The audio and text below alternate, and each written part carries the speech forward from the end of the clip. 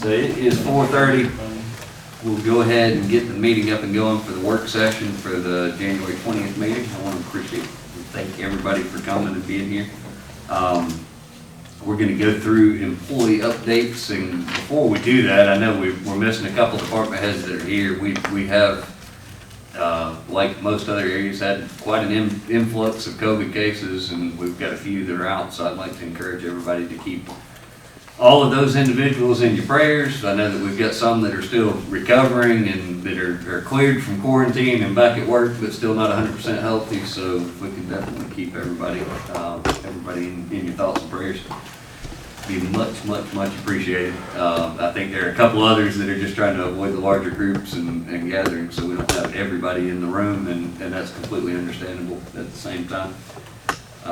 We have others that just work all through the weekend working on roads and trying to get things fixed. They're just coming in a little bit late. So, but we'll open up with department head updates and employee updates to kind of go through and just kind of see where we're at from an update perspective. And I know since Wes brought up some handouts to the board a minute ago, I'll let Wes kick us off. Well, when we did our year end, we broke the $500,000 mark for permits and issuing for the year 2021. Of course, I only had a small part of that. I just enjoy reporting it. But it shows the growth and how things have changed as far as direction, where people are settling in and what they're doing. So I'm not saying I want to see it again, because then other problems come with it, but at least we know that there's an indicator of where we are and how we need to deal with things. Other than that, we have everyone back to work now. Again, like you said, full complement, so we're happy there. We do pray for those that have not made it back yet and that are still trying to maintain their everyday schedules. And I'm just thankful that we do have everyone back. Thank you. And I know you brought up the financial impact. I think that looking at the number of permits on here, there's 2,264 permits issued in 21, 734 building permits that were issued in 2021. So that's a lot of new construction. 48 mobile home permits that were there as well. So definitely a significant number. I think that's telling what you said from the community. So, any questions for Mr. West?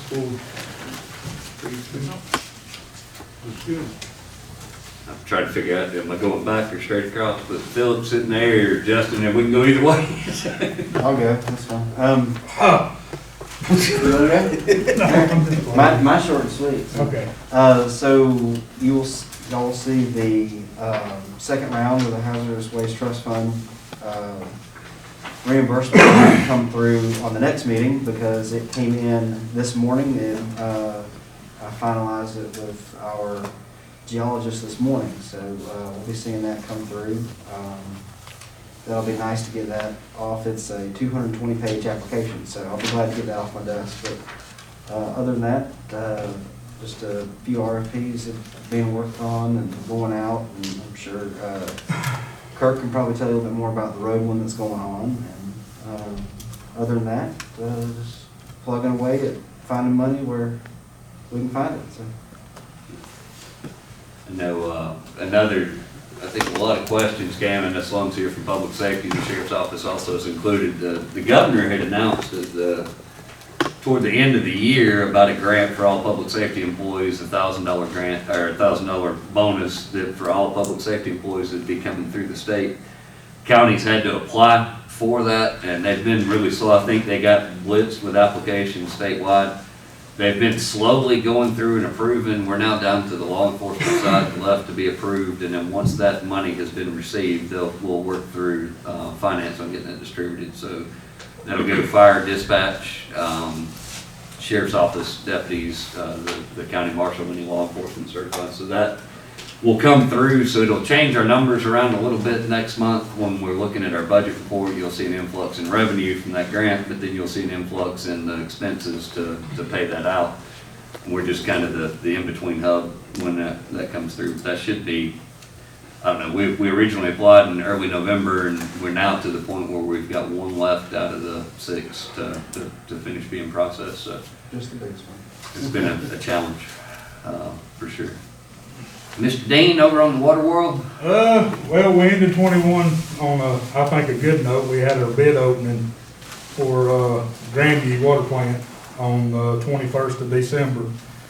We've got a meeting scheduled, I think, next week with the engineers to go over some details and minor issues that has arose. Hopefully we'll get those worked out next week and move forward and get the recommendation from the engineers. Out of 11 plan holders, we had 2 show up to open bids, or that submitted bids. One for each work zone. They got them broke up into 2 zones, one for each zone, so it wasn't really a issue of who's got it. It's just going through the bids to see who, make sure everything was right. Their I's was dotted and T's was crossed. And to piggyback off what Wes said with their permits of our water, we, selling meters, we was up 50%. We budgeted it and we reached 149% at December 31st. So, we was busy setting new meters, and our final budget come out today, and we come in for the admin and operation side of it, we come in at 98%. So we was 2% under, so the guys and the girls did a real good job on, keeping us at budget. 2022 has not started off the way we wanted it to start off. The weather, sickness, which started the week after Christmas for our department. Today's the first day since actually the week before Christmas that I've had everybody at work. So they're still recovering, but it's, I've had about 70% of my employees have it, so we're just trying to steer clear. The road? Anything? Speak up and yell at me if I breeze back. I know Ms. Powell is in the front. Normally she looks at me like she doesn't want to give an update, but I want to brag a little bit before I even ask you for an update, because I've gotten feedback from several employees on the prescription coverage, and I know we as a board kind of met, that you worked closely with MSI on making the changes there, and several employees have already talked about seeing a really significant reduction in their cost of prescription medication. That's been noticed by quite a few, so I think you did an outstanding job. So I'll say that to brag on you, and then I'll ask you, do you have anything? Okay, thank you. I'm glad to hear that, actually. I was gonna mention that, I was kind of, because it being new, I was kind of worried about how it was gonna go, but so far, I've just had like a few calls that I've had to work with. So I think that's really good, and I'm glad to hear that. And, Karen got the W-2s ready, and they went out last week, so everything seems to be going on pretty good. Good. Yes, sir. The only place that I seen we could not use the prescription was Walmart.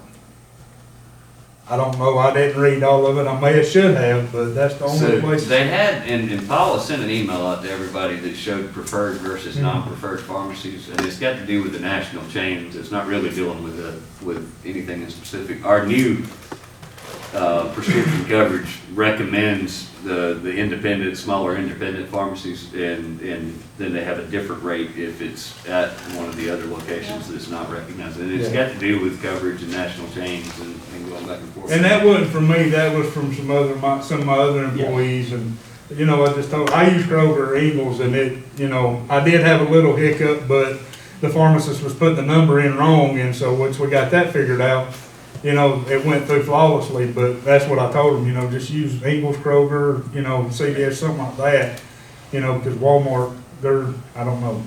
I've heard people that used Jasper Drug and then done it at Bell's Pharmacy and Tate, and those two, they've actually hit exactly what the deductible amount showed on the card. So instead of paying $25 or $30 per, it was $5 per.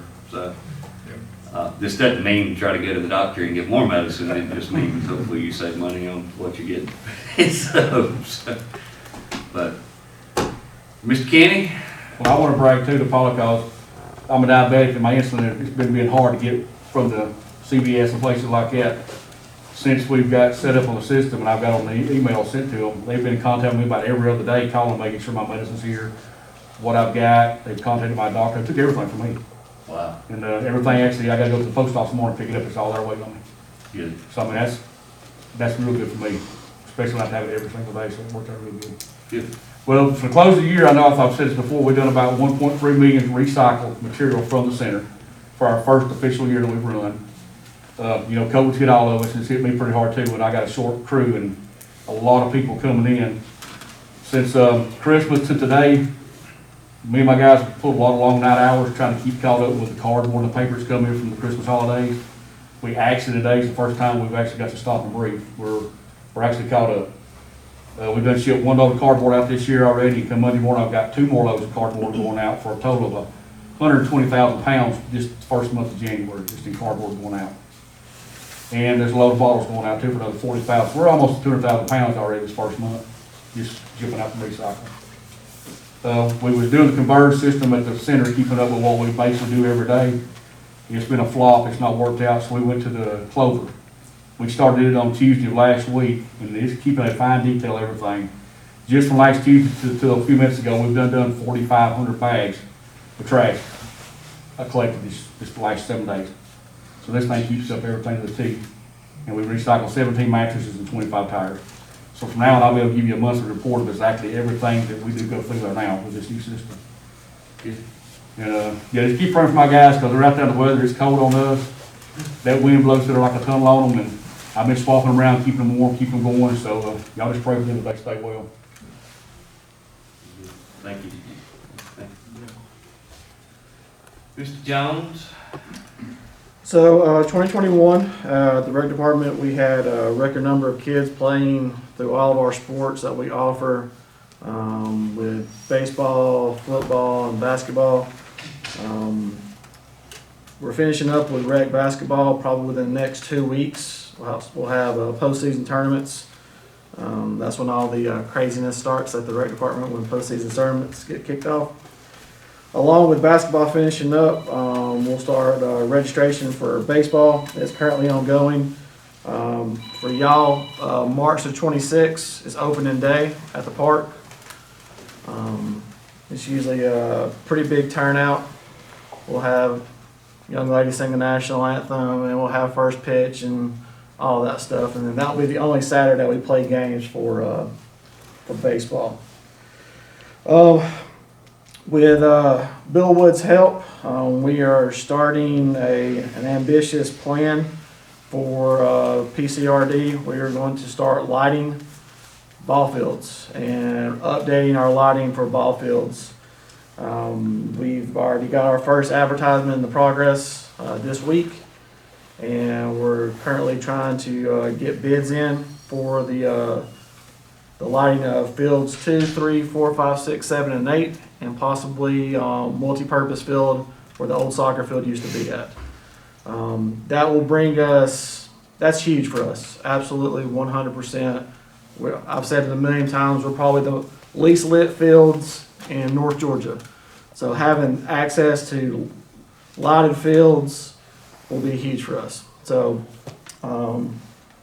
we'll go through getting our advertisement in the paper, and hopefully we'll start getting some bids in February, and we'll start working on it. So that's very exciting. The board's very excited about that as well. So that's going to be that's going to be the first step of our overall plan with what we want to do at the park.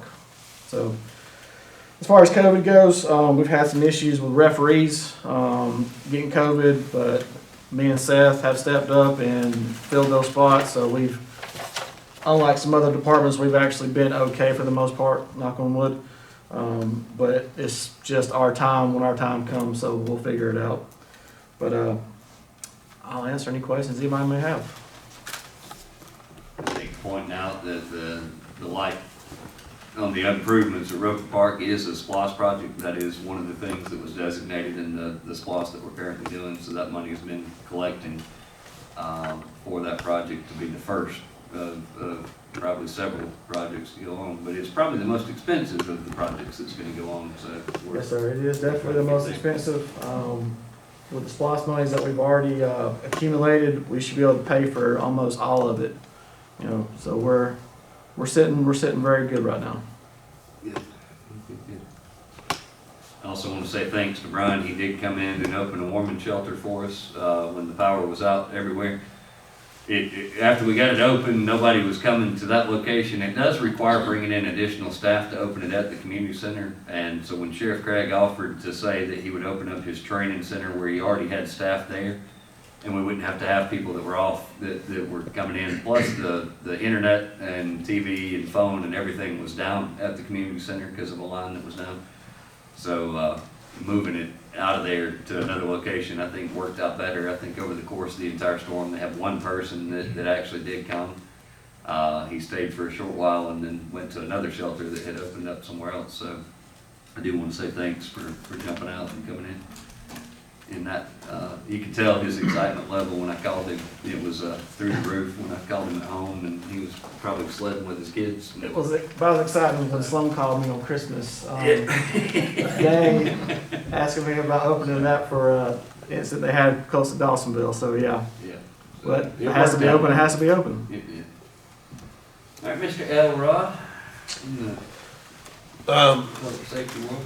Yeah, the biggest thing I want to reiterate, we've talked about it a bunch, but actual numbers are just, they're going through the roof, guys. We've got to be careful.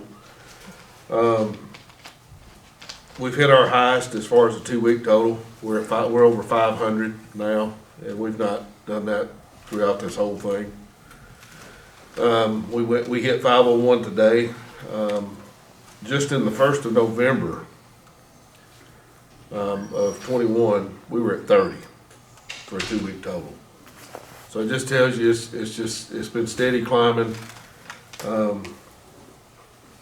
You know, the other startling thing that was on there today was, and I've not saw it that much, but they've had a hard time updating the death totals anyway.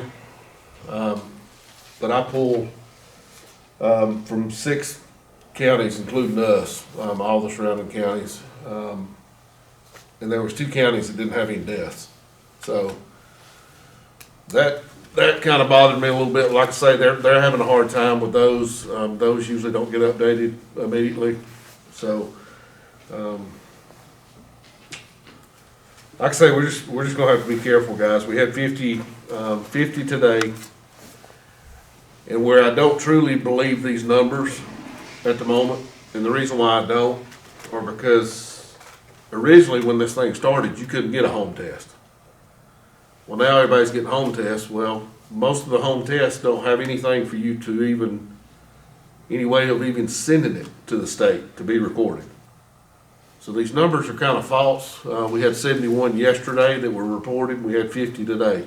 It's probably more like 125 yesterday and probably, 75 to 100 today, just because they're not being reported. So I say that just to keep your guard up. I've been just as guilty as the next man about letting my guard down when it eased. I've been boosted. I've been all this. This Omicron, it doesn't matter. I know several folks that have been boosted and have gotten it. Seem to be a little less, but some have had a rough time with it. So basically, just be careful.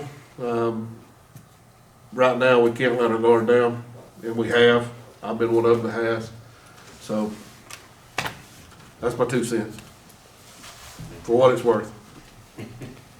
Yeah, it has, and I know we've talked about it a couple times with staff, but it worked its way through different areas throughout the building, and every time we get a few back, we lose a few more that go out sick. So we've tried to do what we can to limit, increase the number of times you make a phone call rather than walking down the hall, and we jokingly said not to cross-contaminate from one department to the other unless you had to. So we've been trying our best to watch that.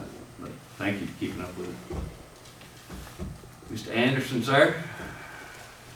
Well, if y'all were paying real close attention, you might have noticed that we had a winter storm the other day. I'd like to give kudos to the sheriff's office, EMA, 911. It was really a team effort on this, and there's real good communication.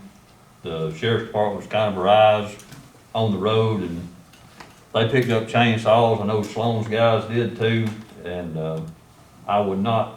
I don't think that we would be exaggerating if I didn't say we had 80 trees scattered around the county right now. And I know they're on every road, and y'all just gonna have to bear with us. It is gonna take a while to clean up from this one. Again, kudos to my guys.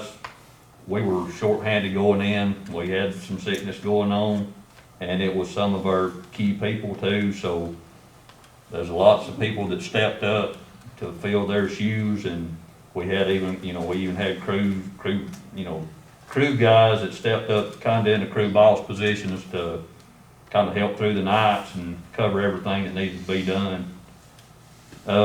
Right now, we've got crews on both sides of the county. That's what we've been doing all week, and probably gonna be doing for the next few weeks to come, grinding the trees, and we will get to it.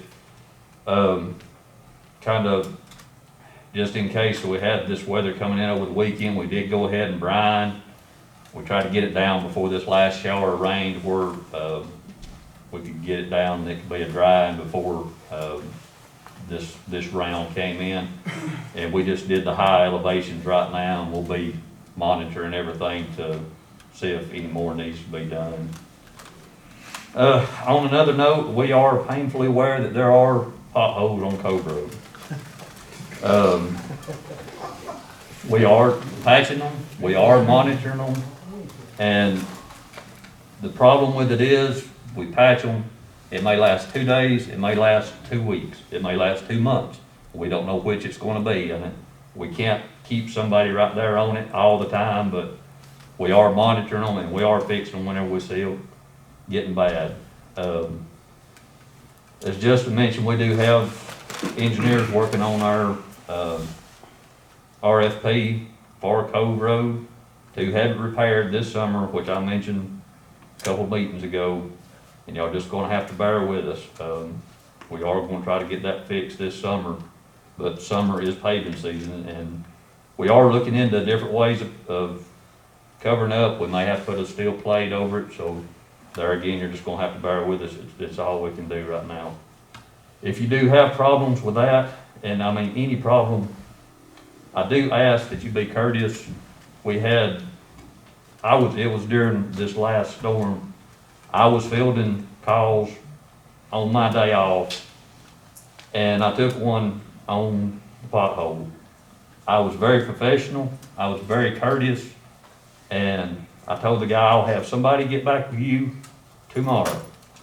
I had to go home early because my child was sick, and I got a lady to call him back because I told him that I'd have somebody reach out to him the next day.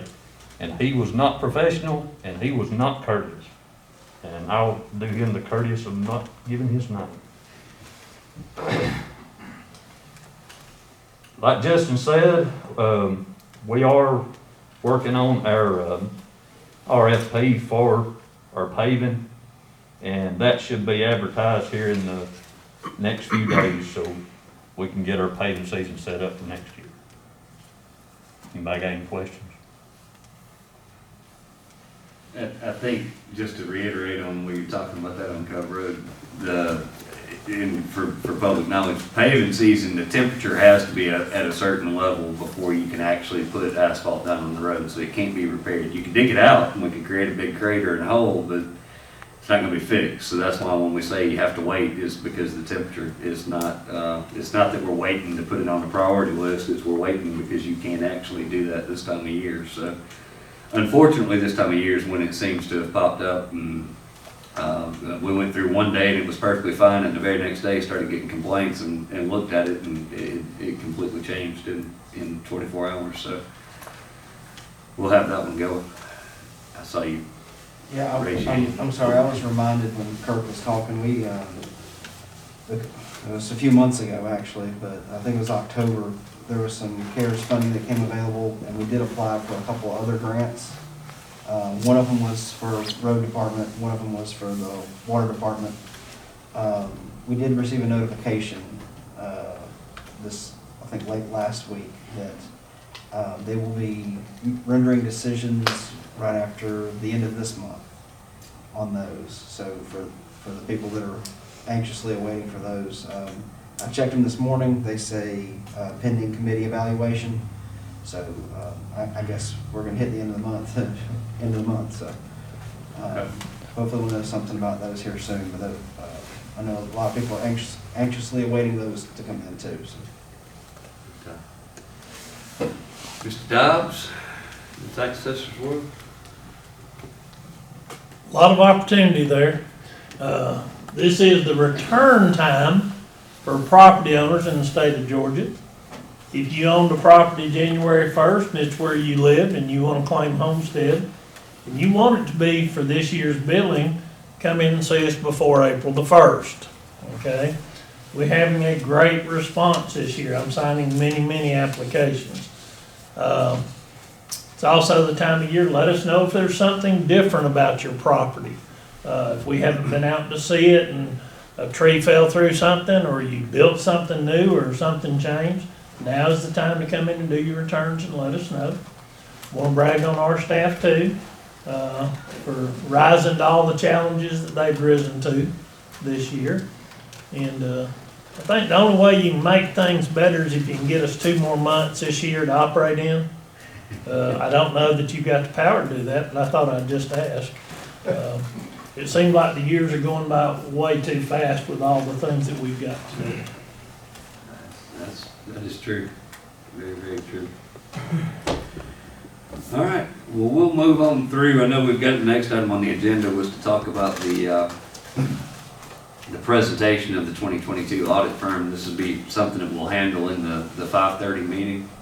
Just kind of wanted to walk through what that resolution, the kind of the phrasing for that, so that everybody can kind of see what that process has been like, so that we all have it. It's just a brief couple of slides on selecting an audit firm.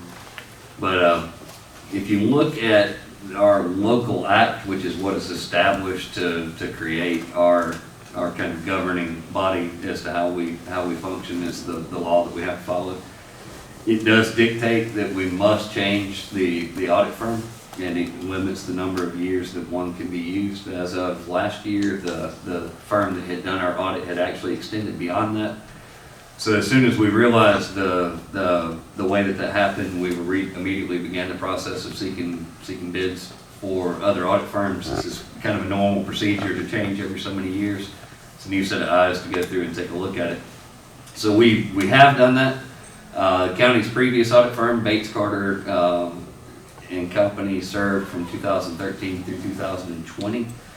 So they have worked with us for those consecutive years, and then in May we determined and made a written statement during a regular meeting that we would move through the process of selecting a new firm as we went through. Staff solicited proposals from prospective audit firms. Qualifying proposals were received from Malding and Jenkins, Nichols, Colley and Associates, and Rushton LLC. Those were the 3 that actually responded to the bid proposals that were sent out. Staff from the office went through an evaluation for all the qualified proposals in detail, analyzed all the comparative relevant data, looked at the cost, the pricing from each one, and went through each of those step by step. All 3 are highly sought after audit firms. Rushton LLC was determined from staff to be to represent the best current alternate to serve as the next auditor for Pickens County. Based on their technical qualifications, the staffing approach to the audit, and comparable references to clients in Georgia, along with the proposed value relative to the proposed cost. Obviously, cost when you're seeking out bids is a huge factor, but in an auditor, that's not the only factor. You want to look at other counties that they represent as well.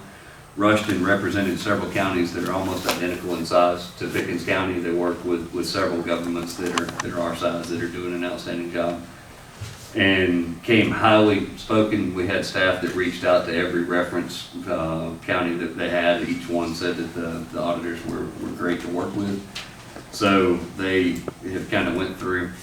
When we go into the meeting at 5:30, that's going to be the staff recommendation to the full board in order to go through that selection process that we recommend Rushton as the audit firm to work with us. for the next 4 years. So that, it would be a contract that they've established from the price from that for the next 4 years. So that is just to kind of give an update on where we're at, what's leading to it. They've provided us with the paperwork necessary for us to kind of make that decision. With audits, there's a certain time frame the state sets. We have to have that window of time throughout the spring season where it has to be done and everything has to be in by June. So it'll be something that once we make that agreement, that'll start going fast, and they'll be up here going through all the different accounts and data, and all the fun for finance really gets to begin, and we get to go through that.